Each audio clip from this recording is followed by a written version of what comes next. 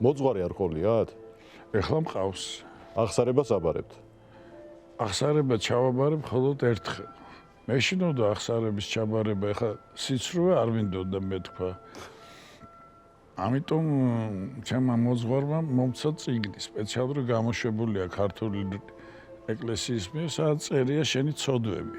ბიჭო, ეს წიგნი რო წავიკითხე, მივხვდი რომ მე ვარ წმინდანი.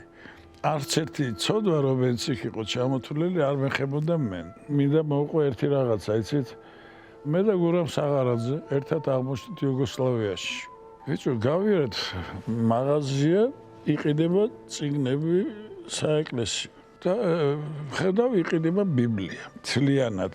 და აი პატარაა. გურამ მეუთხარ, ეს ახლა ჩვენ დავიყიდოთ, წამოვიღოთ. გურამ ვითხრა, როგორ უნდა წამოვიღოთ, ხო გზაში და დაინახავენ ეს მოსკოვის საბაჟო და მე ჩამოგვართვევენ და მე შეიძლება პრობლემები ყოფილიყო. პრობლემები იქნება უსათოდ. ფეხსაცმელებს შევხედე, მოდი ფეხსაცმელები ჩავმალოთ. რატომაც გურამს ეჩვენებოდა რომ დაბალია. და ყოველთვის მის ქუსლებს უფრო დიდს აკეთებდა და კიდე ზემოდან კიდე რაღაცას დებდა. ხო. მოთხრა აი ისინი ამოიღეთ ხო. და ეს სიგნები ეტეოდა ის. წამოიღეთ ეს სიგნი. წამოიღეთ, სახში მაქვს.